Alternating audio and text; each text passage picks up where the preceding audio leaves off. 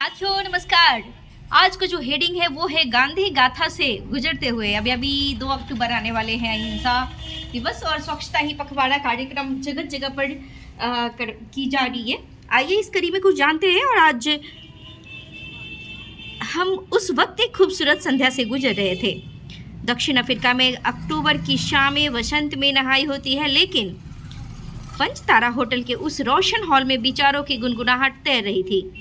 हमारे बीच अहमद कथराडा थे। उनके विचार आंदोलन की आंच में पककर परिपक्व हुए थे। हम लोग पूरे उतावलेपन के साथ उनसे दक्षिण अफ्रीका में भारतीयों की स्थिति, नव स्थापित लोकतंत्र और मोहनदास करमचंद गांधी के शुरुआती आंदोलन को जानने की कोशिश कर रहे थे। उन्हीं लम्हों में मैंने कथराडा से पूछा था कि गांधी को दक्षिण अफ्रीका में गाहे बगाहे विरोध क्यों झेलना पड़ता है? क्या लोग उन्हें दक्षिण अफ्रीका का दोस्त नहीं मानते? उनका जवाब गौरतलब था। गांधी जी को कहाँ विरोध का सामना नहीं करना पड़ा। उन पर जीते जी हमले हुए और अब गुजरने के इतने बरस बाद अगर लोग उनके विरोध के नाम पर मशहूरियत पाते हैं तो साफ है कि गांधी आज भी प्रासंगिक हैं। उन्होंने आगे कहा था कि भूलिए मत, जैसे जैसे उनका विरोध होगा वैसे वैसे नई पीढ़ी उनके बारे में उत्सुक होगी। वे उनके बारे में जब भी जितना भी जानेंगे उतना सीखेंगे। कितनी सही बात कह गए थे कथराडा। जो नहीं जानते उन्हें बताने में हर्ज नहीं कि अहमद कथराडा को उन दिनों नेल्सन मंडेला का उत्तराधिकारी माना जाता था। पीटर बोथा की रंगभेदी सरकार के पतन के बाद मंडेला ने उन्हें अपना पसंदीदा सचिव नियुक्त किया था। कथराडा ने मंडेला के साथ जेल काटी थी और वह उनके विश्वस्त थे।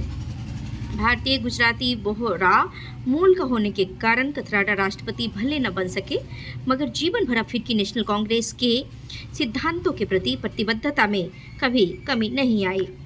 उस दिन प्रश्न के उस उत्तर में उन्होंने यह भी कहा था कि गांधी ने ही हमें सिविल नाफरमानी सिखाई। मैं भी पहली बार अवज्ञा आंदोलन के आरोप में गिरफ्तार हुआ था। बरसों बीत गए। कथराडा की बातें आज भी उस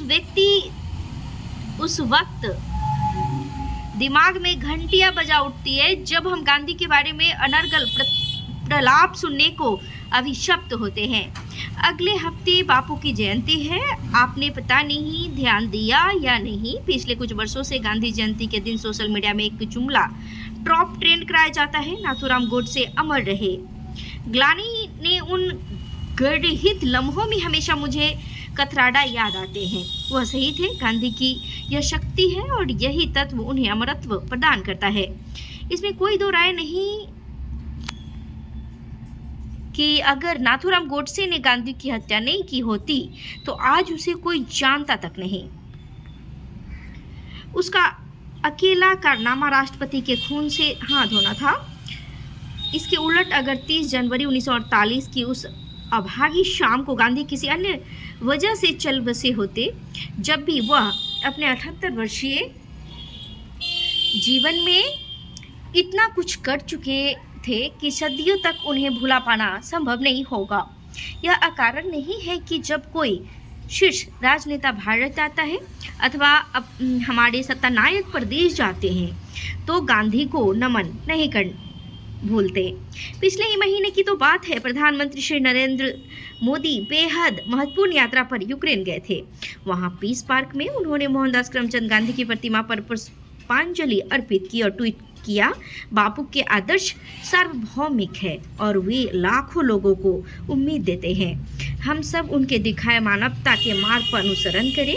मोदी खुद इस उम्मीद से कीव गए थे कि तीसरे हत्यारे वर्ष में प्रवेश करती रूस और यूक्रेन की जंग थम सके। आज विश्व के तमाम नेता भारत की ओर इस उम्मीद से क्यों देख रहे हैं? उनके मन में यकीनन यह ख्याल आता होगा कि गांधी के देश प्रदेश से आया मोदी जैसा शख्स ही ऐसा करा सकता है। ब्रॉड गांधी आज भी भारत की सबसे मजबूत नुमाइंदगी स्मरण किया। बंगालियों की यादों में बापू का खास मुकाम है। आज़ादी से कुछ महीने पहले भड़के दंगों में सार्वजनिक झुलसने वाली जगहों में नवाखली भी था। वहाँ सदियों से साथ रह रहे एक दूसरे के प्राणों के दुश्मन बन गए थे। वह साल 1946 की 7 नवंबर थी, जब गांधी वहां अमन का पैगाम लेकर पहुंचे। वह नंगे पांव गांव दर गांव नापते, लोगों के आंसू पोंछते। यह उन्हीं का जादू था कि बाद में मुसलमानों ने क्षतिग्रस्त मंदिरों के पुनर्निर्माण में शिरकत की। महान वैज्ञानिक न्यूटन ने कहा था, हर क्रिया की समान व विपरीत प्रतिक्रिया होती है। बापू इसके अपवाद न थे।